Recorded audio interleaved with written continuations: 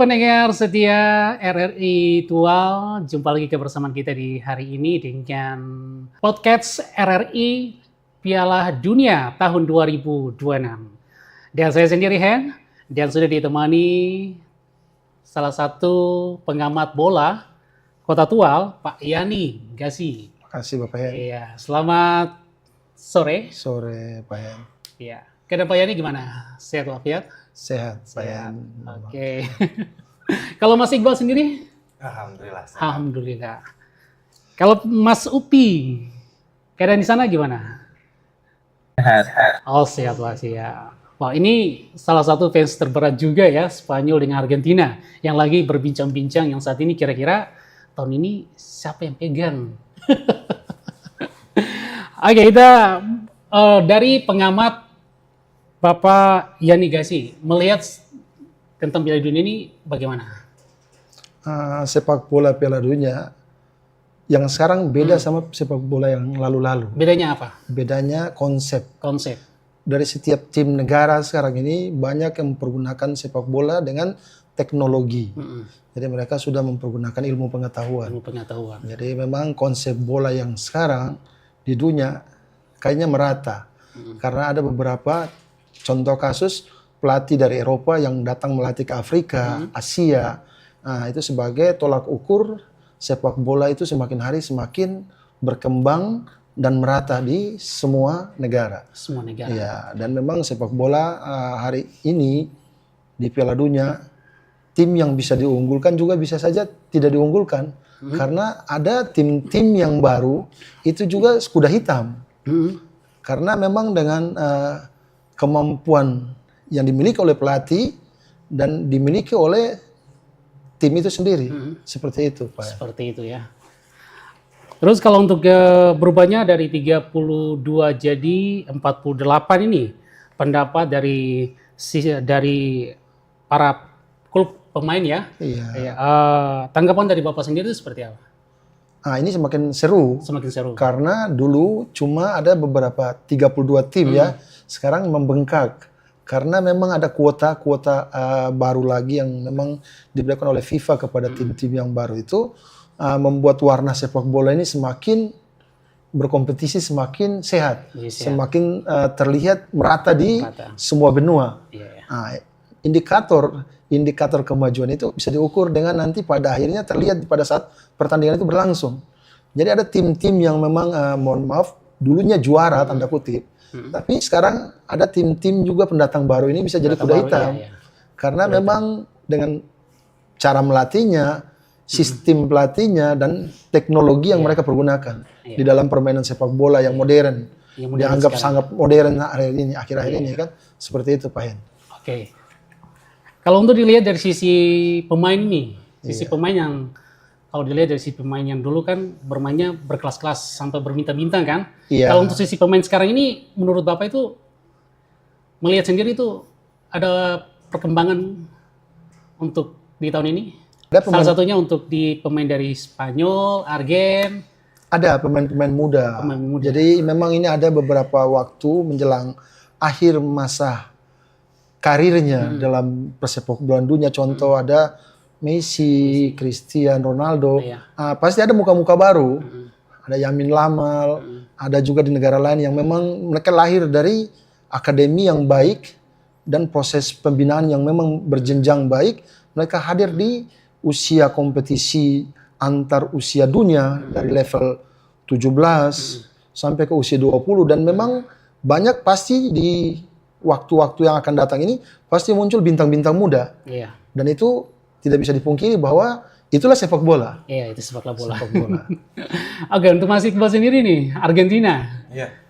Mengapa saya beli Argentina? Apakah ia pemain yang top atau dari sisi timnya? Untuk pertama kali ya karena cinta ini ya Barcelona, Messi kan jelas. Oh gitu ya. Messi, akhirnya memfavoritkan Argentina untuk di timnas ini, timnas di Piala Dunia ini. Terus sebenarnya untuk tahun ini dari Argentina ini sebenarnya mungkin gak difavoritin ya buat juara di Piala Dunia ini, tapi mungkin masih bisa melangkah lebih jauh lah. Lebih jauh lagi. Ya, nggak cuman nggak lolos grup, tapi masih bisa lolos grup atau bahkan masih bisa sampai semifinal. Tapi yang seru di Piala Dunia ini malah negara-negara yang baru lolos ini baru pertama kali, kayak Uzbekistan, Yordania, dan negara-negara lainnya itu kan bisa jadi apa ya? Kan nggak kebaca kekuatannya selama Piala Dunia. Tapi yakin ya? Kemarin. Tapi yakin. Yakin. Oke, buat Mas Upi sendiri ini kan salah satu dari fans berat Spanyol ya.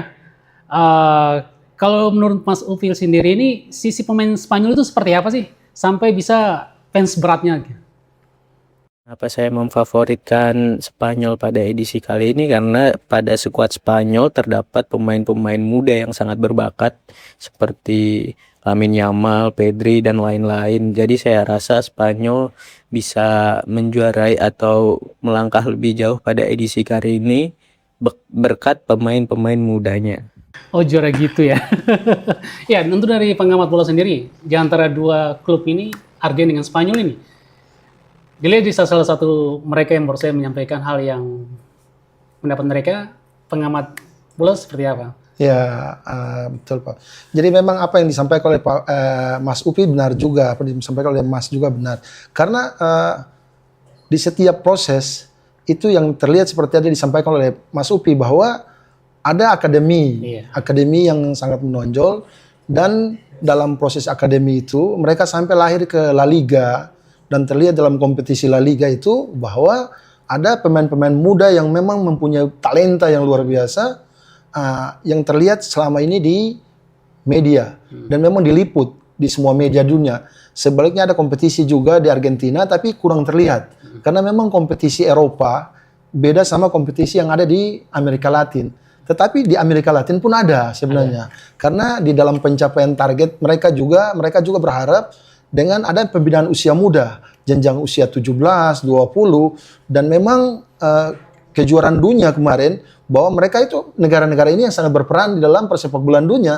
Ada Argentinanya, ada Spanyolnya, dan itu memang terlihat bahwa ada tim-tim negara lain lagi yang seperti kayak tadi disampaikan oleh Mas Upi, mereka juga dengan proses pembinaan yang ada pada akademi, dan memang akademi itu melahirkan pemain-pemain yang hebat, pemain-pemain muda yang memang betul-betul hebat.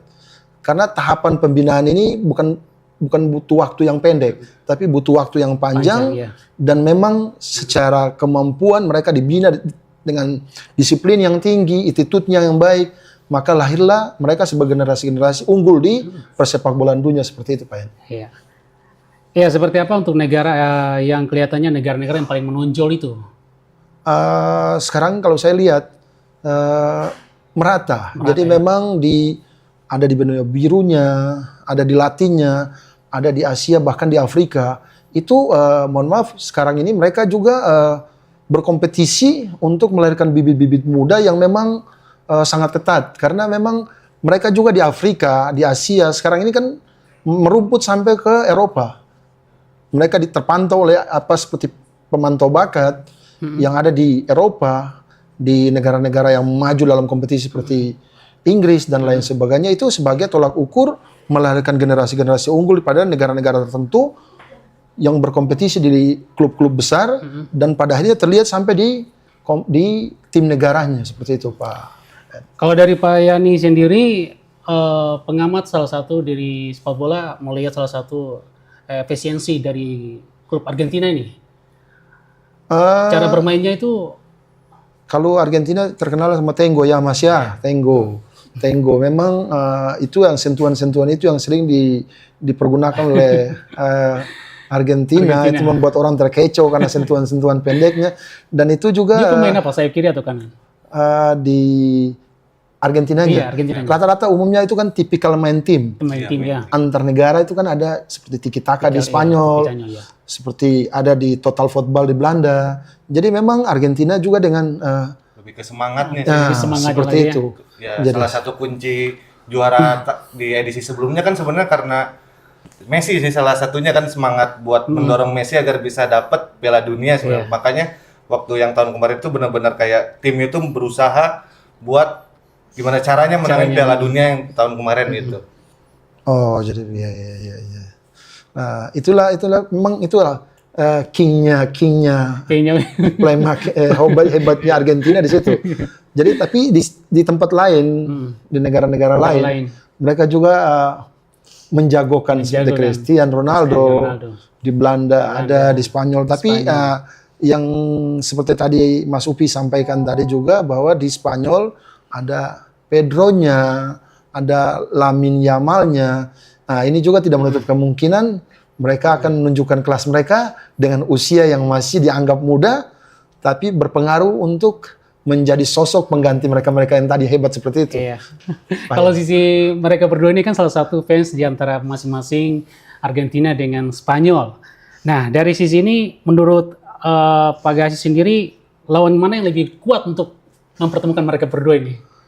Mereka ini sekarang kan biasanya kan dibagi berdasarkan pengelompokan di pool. Di pool. Pasti itu ada hal-hal yang memang dilihat FIFA itu bahwa mereka baiknya jangan ketemu di awal-awal supaya di putaran berikut baru mereka diketemukan supaya terlihat lebih seru dan membuat sepak bola itu semakin terlihat berkelas seperti itu. Iya, Pak.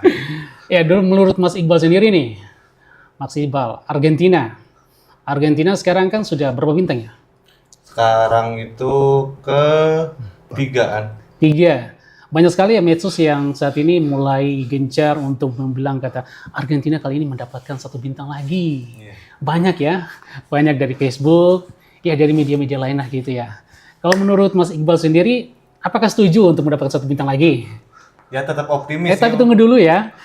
Tunggu Mas Upi gimana? Kalau menurut Mas Upi ini, Mas Iqbal ini mendapatkan 1 bintang lagi tidak? Menurut saya Argentina bisa melangkah jauh.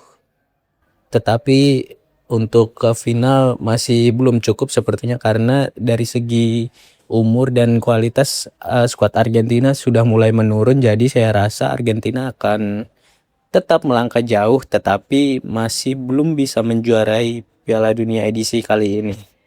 Karena dalam sejarahnya juga belum ada sebuah negara yang bisa back to back juara Piala Dunia berturut-turut.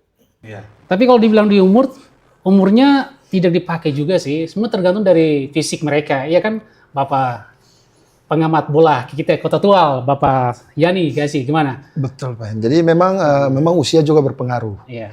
Secara kualitas fisiknya pasti akan terlihat.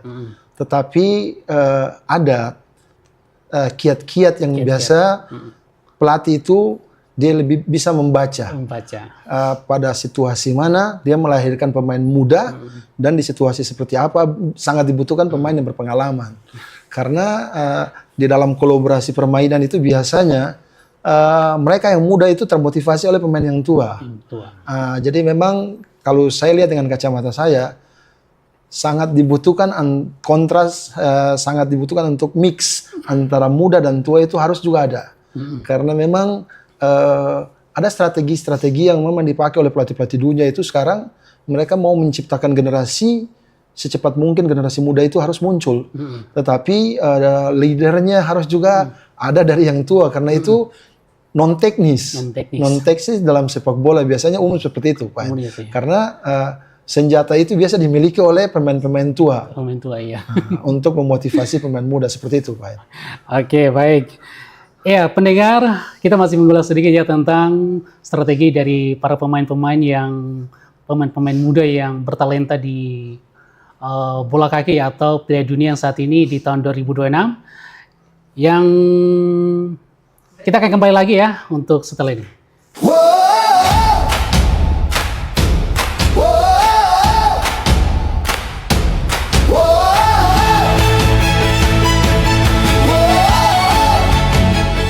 Ya, pendengar dimanapun kamu berada, masih kebersamaan kita dengan mengulas sedikit Piala Dunia tahun 2026. Ya, dan juga masih setia ya, narasumber kita yang paling jago, yang fans beratnya dari Argen, Spanyol, bahkan beberapa negara-negara lain juga nih. Kalau saya sendiri, Brasil. Oke, teman pendengar, kita lanjut lagi ya. Makin lucu, makin bagus kan? Iya, untuk Bapak Yani ya, mengapa ya terselenggaranya Piala Dunia di Amerika? Bukannya sekedar yang kita tahu yang sudah dicantum di Rusia. Kan ini biasa kan ada waktu yang ditentukan oleh FIFA. FIFA ya. Rusia pernah, dan sekarang ini kan kolaborasi antara beberapa negara. Jadi ada Amerika, Meksiko, dan Kanada. Iya. Nah, di sini inilah FIFA memberi ruang kepada negara-negara untuk bisa menyelenggarakan kegiatan sekelas Piala Dunia. Dan ini menyangkut dengan yang kita lihat ini biasanya tuh sarana prasarana. Lapangannya, pengamanan dan hotel dan sebagainya itu biasa sebagai standar yang ya, bisa FIFA lihat sebagai standar untuk menyelenggarakan itu. Dan umumnya di semua negara di dunia itu berkeinginan ya, untuk menyelenggarakan kegiatan sebesar Piala Dunia. Dengan segala niat baik untuk melahirkan Piala Dunia di negaranya, mereka berlomba-lomba membangun fasilitas yang semewah-mewah seperti di Qatar dulu. Tapi ini memang tuan rumah bersama seperti itu, Pak. Iya. Untuk 3 negara yang untuk diunggulkan ini dalam hal Piala Dunia ini. Negara-negara calon tim juara seperti itu. Tim juara. Kalau saya lihat bahwa apa yang tadi juga disampaikan oleh Mas Upi tadi, bahwa ada sedikit referensi yang dimiliki oleh Mas Upi, di contohnya Spanyol, apa yang difanskan oleh Mas Upi, itu juga benar. Tapi di sisi lain, ada negara-negara lain tidak mungkin kan diam. Seperti yang tadi disampaikan oleh Mas juga dengan Argentinanya, sebaliknya Belanda, sebaliknya negara-negara yang kompetisinya lagi marak dan bagus di dalam persepak bolaan dunia. Ini tidak mungkin akan berleha-leha untuk membiarkan tim lain sebagai kandidat juara seperti kayak itu. Seperti itu. Jika untuk bisa memilih di negara mana yang pastinya ingin Piala Dunia ini pun diadakan selanjutnya ya, apalagi setelah Amerika nih. Sebenarnya sebagai warga negara Indonesia, kami juga berharap kami bisa menyelenggarakan Piala Dunia di Indonesia seperti itu. Karena kalau diselenggarakan di Indonesia, ya kami bisa sempat-sempat untuk hadir menonton dan lain sebagainya. Karena itu keinginan masyarakat Indonesia pada umumnya seperti itu. Yang kita lihat juga kita berbenah sekarang ini dalam sisi fasilitas lapangan, itu juga salah satu faktor untuk bisa. Kemarin kan Indonesia juga sudah pernah menyelenggarakan kegiatan yang sifatnya Piala Dunia tapi di kategori usia. Iya, dan itu terlaksana secara baik, keamanannya juga baik dan memang luar biasa dan dukungannya luar biasa. Kami berharap ini menjadi tolak ukur juga untuk Indonesia bisa dilihat sebagai salah satu negara yang siap menyelenggarakan itu. Oke, seperti itu. Iya. Untuk Mas Iqbal sendiri nih, pace-nya beratnya Argen kan? Iya. Pecinta di antara pemain nih, yang mana yang lebih dicintai? Jelas Messi sih. Messi. Kalau pemain ya. Karena udah dari tahun ini Messi kan, main terakhir ya? Ya, masih terakhir. Masih main. Sebenarnya ini adalah tahun terakhirnya mungkin ngelihat Messi sama Ronaldo ya, karena setelah ini generasi-generasi muda seperti Mbappe, Haaland, Bellingham, yang Lamine Yamal yang masih muda sekali, William juga sama. Jadi ya apalagi sekarang kan dari 48 negara terus dilaksanakan di 3 negara berbeda, ini Piala Dunia yang cukup menarik lah untuk tahun ini. Ya, seperti tahun kemarin yang saat ini yang ramai sekali untuk kejuaraan Piala Dunia yang kita lihat, yang kita dengar. Kalau untuk Mas Iqbal ini di Bandung ini, para fansnya itu di Bandung, khususnya di Bandung itu seperti apa sih? Konvoinya, antusiasnya. Mungkin untuk di Bandung ini Piala Dunianya tidak semeriah di Maluku ya. Dari Maluku ini kan yang saya lihat ini kan saya baru 1 tahun di sini, jadi malah pingin juga ngerasain gimana konvoinya ini di Maluku, karena di berita itu kayak seru sekali gitu, kayak sampai pakai motor, bendera-bendera dikibarkan gitu, malah jadi apa ya, rasa yang baru gitu untuk menonton, mendukung Argentina di Piala Dunia ini gitu. Untuk Mas Upin sendiri nih, yang ada di Jakarta ya, antusias dari para fans di sana itu gimana? antusias di Jakarta sendiri sebenarnya cukup cukup ramai karena biasanya di Jakarta juga banyak nobar-nobar di coffee shop gitu. Tetapi mungkin untuk edisi kali ini nobar seperti itu agak kurang karena pertandingan dilakukan di Amerika. Jadi untuk jamnya sendiri matchnya itu mulainya jam 6, jam 11, jam 9 seperti itu waktu Indonesia bagian barat. Jadi mungkin kalau nobar hanya pertandingan tertentu saja yang ramai. Iya, makasih ya Mas Upit ya. Iya, kalau dilihat dari sisi pemain ini, dari sisi pemain ada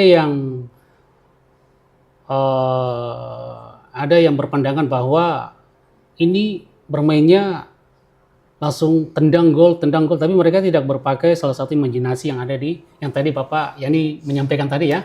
Itu rumus apa, strategi apa yang bisa diterapkan? Sebenarnya proses pembinaan yang baik itu memang harus dari grassroots. Jadi pembinaan grassroots itu untuk menuju ke usia muda.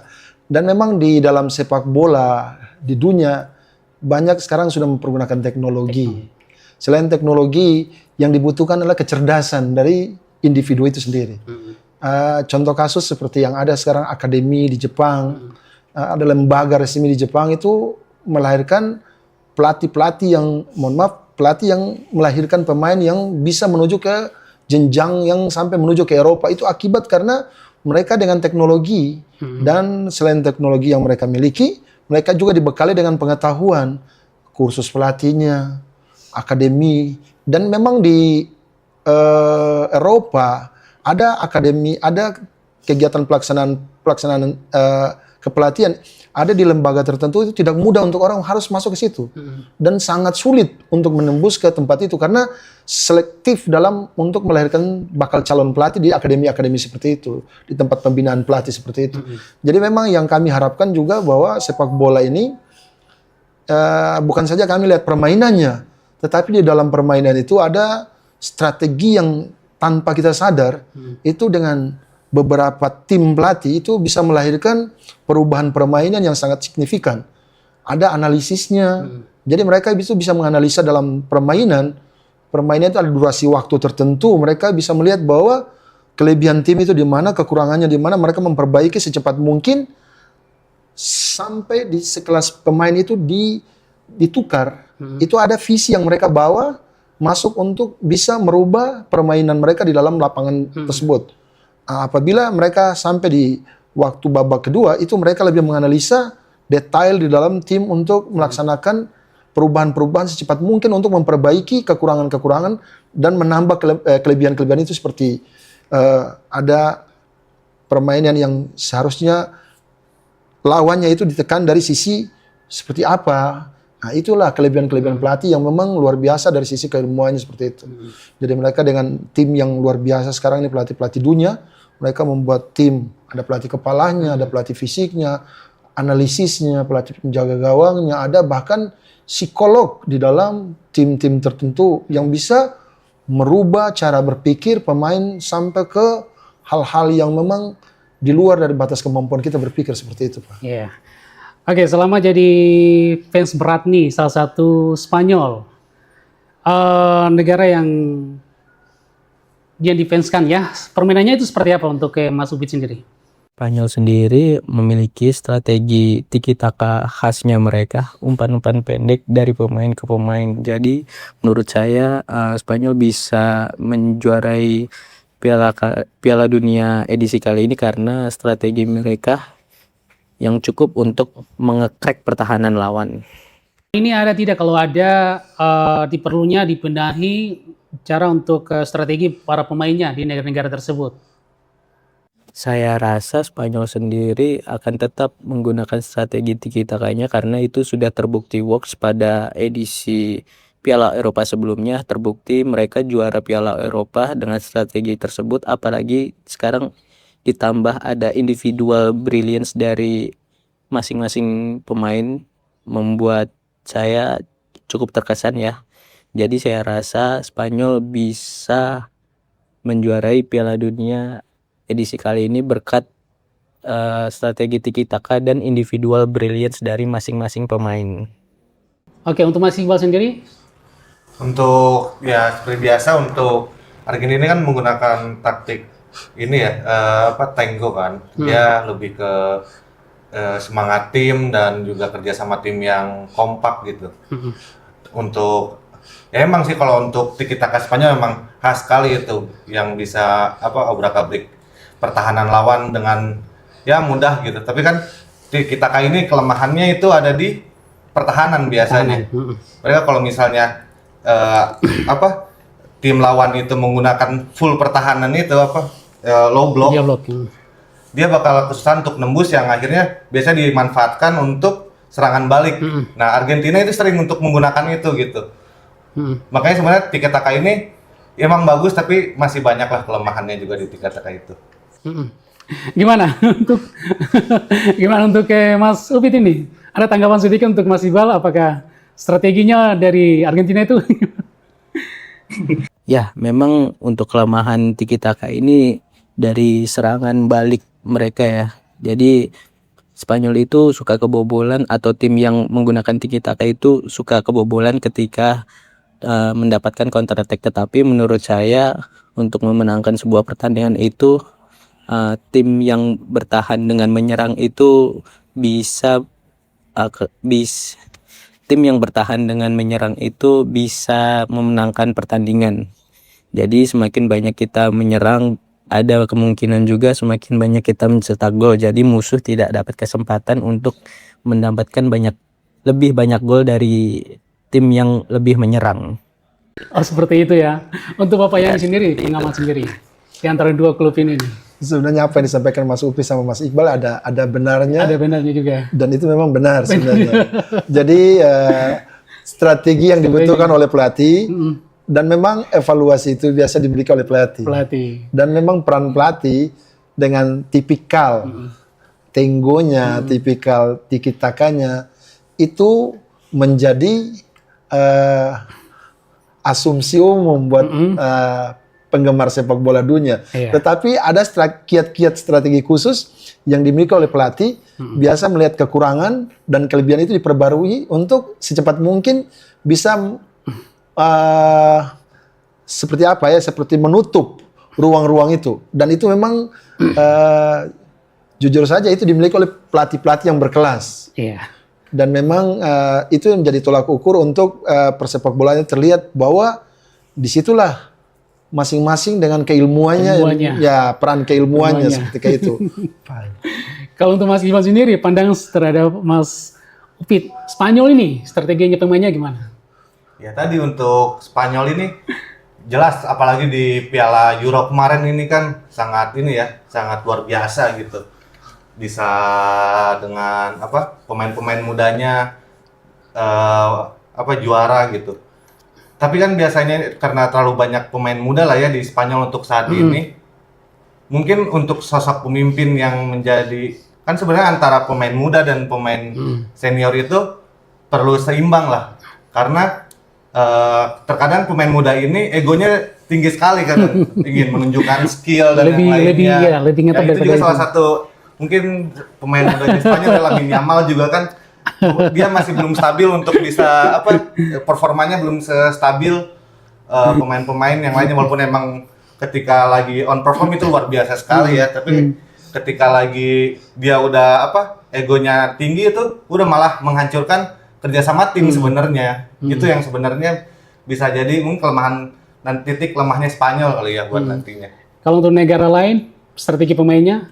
Kalau negara lain lebih seru sih, karena kalau untuk negara lain ini kan sekarang Belanda dengan total footballnya, Brazil dengan sambanya. Walaupun di Brazil juga sekarang ini samba ini udah mulai berkurang ciri khas samba ini ya sebenarnya, karena pemain kan samba ini sebenarnya lebih ke skillfulnya individu kan, bukan yang kerja sama tim yang passing 1-2 atau apa kan. Nah karena sekarang udah banyak strategi yang by system dan pemain-pemain Brazil ini kan ke Eropa itu menggunakan di Eropa ini menggunakan sistem taktik yang by system biasanya, yang harus menurut pelatih gitu kan. Tidak bisa yang bergaya sendiri gitu sampai harus dengan gaya-gaya yang mengobrak-abrik lawan dengan individu itu. Mungkin dari Bapak Yani sendiri, dari negara lain mempunyai strategi yang lebih ngetop? Sebenarnya apa yang tadi disampaikan Mas Iqbal ada benar. Jadi sekarang sepak bola modern itu kolektif.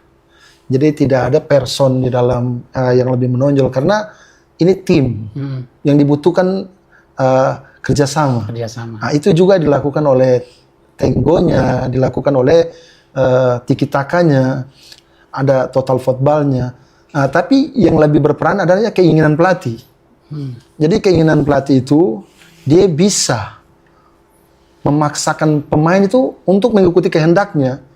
Jadi di dalam permainan itu yang dibutuhkan itu dari pelatih kerjasama, bukan ego sektoral, tetapi bagaimana dia melahirkan ruang-ruang itu kepada temannya dengan kolektif, kerja kolektif di dalam tim. Dan memang ini yang sekarang lagi tren di dalam persepak bola dunia seperti itu. Dulu kita lihat bahwa individu itu selalu menjadi tolak ukur untuk menjadi buat gol solo sendiri, tapi sekarang nggak ada. Jadi sekarang ini lebih banyak dengan sentuhan-sentuhan yang tidak kita duga-duga itu bisa melahirkan gol. Nah, itulah kelebihan pelatih sekarang seperti itu. Dan tuntutan pelatih-pelatih muda banyak seperti itu. Keinginannya seperti itu. Kita lihat sekarang ini kompetisi yang hebat begitu luar biasanya di Liga Italia. Tetapi hari ini, mohon maaf, Italia pun tidak lolos di dalam persepak bolaan Piala Dunia ini. Ini menjadi satu tolak ukur juga kan. Sebenarnya kompetisi Italia itu kompetisi yang terkenal mendunia sebenarnya. Tetapi kenyataan di dalam pelaksanaan Piala Dunia 2026 bahwa Italia tidak lolos. Dan ini mengakibatkan banyak juga fans-fans Italia yang merasa kecewa. Jadi disinilah peran pelatih yang bisa melahirkan pemain tua dan pemain muda itu berkolaborasi. Memang ada di negara-negara tertentu seperti kayak tadi Mas Upi sampaikan bahwa regenerasi Spanyol hari ini dia mau melahirkan pemain-pemain muda untuk ke depan ada regenerasi. Tetapi di sisi lain ada tim-tim besar dunia dia masih mengharapkan ada menjadi pemimpin di situ, menjadi contoh, menjadi sosok yang diagung-agungkan seperti itu juga menambah motivasi mereka dalam tim tersebut seperti itu kayak itu Mas Iqbal. Ya saya ini belum tahu ya kalau Bapak Yani Segasi sendiri punya salah satu fansnya. Apa nih? Ada sebenarnya. Ada. Saya juga punya tim yang saya senang itu ada sebenarnya. Ada bahkan kalau menurut saya di Eropa itu saya suka dulu dari zaman John Cruyff itu total football. Jadi mereka total football itu ada permainan pendek dan panjang yang mereka adopsi ke dalam tim nasionalnya. Sebaliknya saya juga ada senang tim yang di Latin. Di Latin. Ya salah satunya seperti Mas Iqbal. Argentina dengan Tenggonya. Tapi bukan di Spanyol ya, bukan ya? Spanyol sebenarnya ada mirip ke Belandanya. Dari itulah luar biasanya sepak bola dunia. Mereka mengadopsi keilmuan dan mereka membuat satu kajian dan muncullah Tiki Taka yang sekarang top di Spanyol seperti kayak itu. Jadi memang di dalam setiap negara itu ada ciri khas. Ciri khas permainan, sambanya, total footballnya di Belanda. Di Inggris terkenal permainnya long pass. Itu jadi memang ciri khas. Jadi memang yang sekarang kita lihat ini sekarang di 2026 inilah peran pelatih. Dengan strategi pelatih melahirkan pemain muda berkolaborasi dengan pemain tua, melahirkan siapa yang terbaik tim nasional mereka. Seperti kayak itu. Oke, baik. Mas Iqbal kan dengan Mas Upit ini kan dari dulu kan sudah selalu ngikutin Piala Dunia ya. Dari tahun ke tahun, yang pasti ada punya hal menarik ini. Negara jagoan kalian yang harus diketahui orang-orang ini. Nah, seperti apa nih negara orang? Untuk fun fact-nya kan Argentina ini sekarang ini kan udah masih ada semangat lah buat bintang keempatnya. Wow. Karena ya pemain-pemain muda juga kan sekarang juga kayak ada Julian Alvarez itu contohnya. Itu juga kan sebenarnya regenerasi ada di Argentina sebenarnya di Piala 2026 ini kalau misalnya Argentina bisa juara lagi, membuktikan kayaknya walaupun Messi mungkin di tahun ini Messi kayaknya bakal nggak akan se-powerful tahun kemarin. Ya. Bakal lebih memanfaatkan pemain-pemain mudanya muda, kan, dan nantinya kalau misalnya bisa juara ini, membuktikan kalau Argentina itu bukan cuma ngandelin Messi gitu. Jadi Messi ini pemain awal pertama atau babak keduanya? Biasanya kalau Messi ini Apalagi tergantung usia ya. lebih suka jadi pengubah permainan, jadi lebih di babak 2 dibanding babak kedua. diganti biasanya. Diganti, oke. Iya, pendapat Mas Upit sendiri nih. Untuk yang udah ngikutin Piala Dunia dari tahun ke tahun, yang hal-hal menarik, negara jagoan yang harus diketahui, seperti apa itu?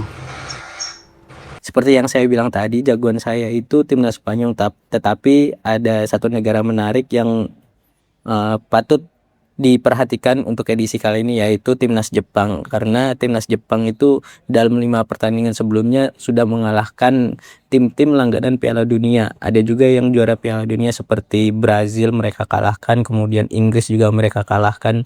Jadi menurut saya Jepang bisa melangkah lebih jauh pada edisi kali ini.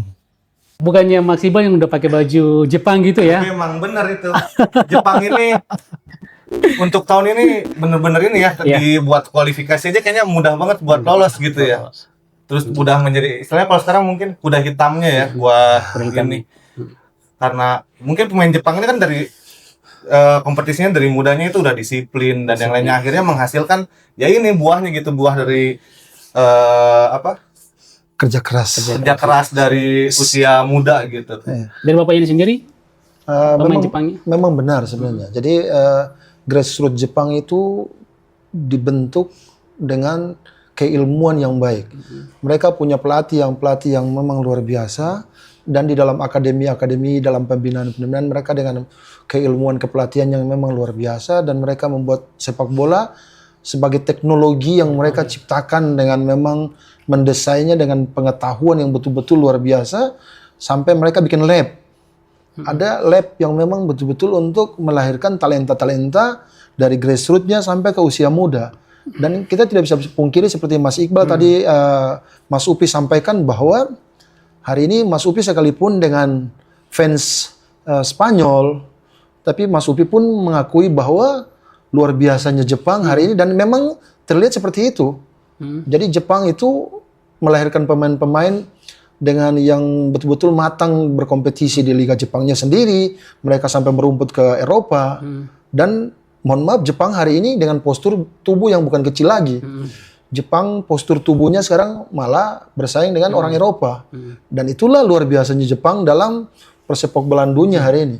Mereka dengan tim nasional mereka ada yang usia muda aja merumput sampai ke Jerman, di Eropa, di negara-negara yang berkompetisi sepak bolanya luar biasa. Dan itulah hebatnya Jepang. Dan kita harus akui, dan kita harus melihat Jepang sebagai tolak ukur, sebagai kemajuan sepak bola dunia. Iya. Seperti kayak itu, Pak. Mungkin dari kesan buat Bapak Yani terhadap Piala Dunia ya, apalagi generasi sekarang, anak muda sekarang ya. Iya. Kalau dilihat dari sisi bagian timur ini. Iya. Mungkin membuat saran sedikit untuk bisa memperhatikan sedikit anak-anak muda yang bertalenta yang saat ini ada di timur, apalagi bolas. Iya, jadi memang terima kasih Pak. Mohon maaf, kita di sini sebenarnya punya kemampuan individu manusianya itu baik sebenarnya.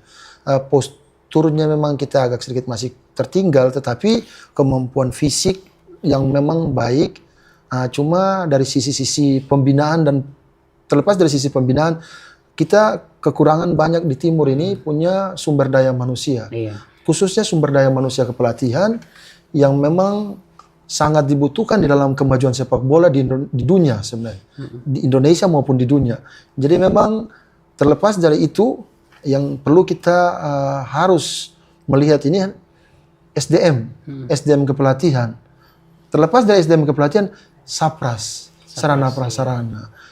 Contoh lapangan-lapangan yang ada di Pulau Jawa, itu lapangan yang sudah berkelas dengan tingkat permukaan lapangan yang baik, kerataannya, lembutnya, dan itu berpengaruh terhadap cara melatih, permainan yang kita di Maluku ini, mohon maaf, sangat kurang. Sangat kurang, dan di Maluku ini yang ada di wilayah kami di Maluku ini, kami sekarang ini lagi titik beratkan masalah ke SDM. SDM kepelatihan. Ini yang sangat bisa melahirkan generasi-generasi unggul ke depan dengan talenta anak Timur, talenta anak Maluku. Yang kami beberapa waktu lalu kami juga sempat ikut kursus, dan memang kursus itu sangat penting sebenarnya, karena ketika kita berilmu ada tingkatan keilmuan kita bisa melatih anak dengan level lisensi tertentu. Kita tidak bisa mencampur aduk antara pemain muda dengan grassroots. Harusnya grassroots ada level tertentu dengan lisen tertentu. Di usia muda ada lisen tertentu dengan pembinaan usia muda itu. Jadi memang kami di Maluku ini sebenarnya punya potensi banyak. Tetapi yang kami minta ke depan ada support dari stakeholder di seluruh wilayah Maluku sampai ke kabupaten kota, itu menjadi harapan kami seperti itu. Iya. Oke, ini yang pertanyaan terakhir ya. Untuk top 11-nya menurut Bapak Zaki itu seperti apa sih? 11-nya. Kalau saya lihat sebenarnya merata. Merata ya. Karena usia muda yang ada pada tim-tim nasional sekarang seperti tadi, sebagai Mas Iqbal, Mas Upi tadi, bahwa ada William, ada Lamin, Pedro. Ada juga di negara lain kita tidak terpantau karena mereka ini direkrut, mereka kurang berkompetisi secara full seperti yang ada di Liga Spanyol, di liga-liga tertentu. Tapi di daratan Afrika, nah ini juga tidak tersentuh dengan kompetisi yang memang kita terpantau secara baik. Tetapi bakal lahir ada pemain-pemain yang kita tidak bayangkan nanti di kemudian hari mereka seperti kayak apa di Piala Dunia, bahkan bisa merajai orang-orang yang hebat. Top 11 individu seperti apa untuk menurut Maupit? Mungkin saya jawab dari masing-masing ini saja ya posisi. Jadi di posisi kiper itu menurut saya yang akan bersinar adalah itu kipernya Argentina, Emi Martinez. Menurut saya dalam sebuah kompetisi itu dia cukup bersinar, apalagi di timnas dia sangat-sangat jago. Kemudian di sisi back mungkin saya menjagokan Virgil van Dijk dari Belanda, karena kita tahu sendiri dengan pengalamannya, dengan kualitasnya juga di klub itu sangat-sangat mumpuni untuk mempertahankan lini pertahanan dari timnas Belanda. Kemudian dari lini tengah ada Pedri. Pedri sendiri disebut-sebut sebagai penyihir ya, Pedri Potter, itu plesetan dari para fans-fansnya. Jadi dia bisa menyihir lini tengah dari timnas Spanyol. Dan untuk lini serang adalah tidak lain tidak bukan Lamine Yamal, wonderkid kita, pemain paling berbakat di dunia saat ini, masih muda 18 tahun tetapi prestasinya juga sudah banyak. Jadi menurut saya Lamine Yamal bakal bersinar di edisi Piala Dunia kali ini. Kalau teman kita sendiri nih. Kalau dari saya sih untuk kiper mungkin masih ini ya, dari Belgia ada Thibaut Courtois. Terus untuk back ini ada yang dari Brazil William, terus ada dari Belanda juga. Dari Belanda itu siapa ya? Pemain Liverpool. Iya, pemain Liverpool itu. Terus ada pemain tengah ada Gravenberch. Untuk depannya ini Julian Alvarez, terus Lamine Yamal juga, terus ada Pedri, terus Mbappe sama Haaland juga. Itu sih yang sama. Mungkin player to watch ya untuk ini pemain Jepang itu Kubo sih. Itu player to watch buat kita bisa nanti lihat di Piala Dunia ini. Oke, terima kasih buat narasumber kita yang jago-jago banget, dengan salah satu fansnya yang berat, Argentina dan juga Spanyol, dan juga buat Bapak Yani Gassi yang sudah memberikan salah satu solusi pengamat bola yang saat ini ada di Piala Dunia ya. Iya. Semoga buat teman pendengar semua selalu tetap semangat. Kita nantikan juga pasti ya kira-kira siapa sih yang di kejuaraan selanjutnya untuk mendapatkan 1 bintang. Sampai jumpa lagi, Sahen. Bye-bye.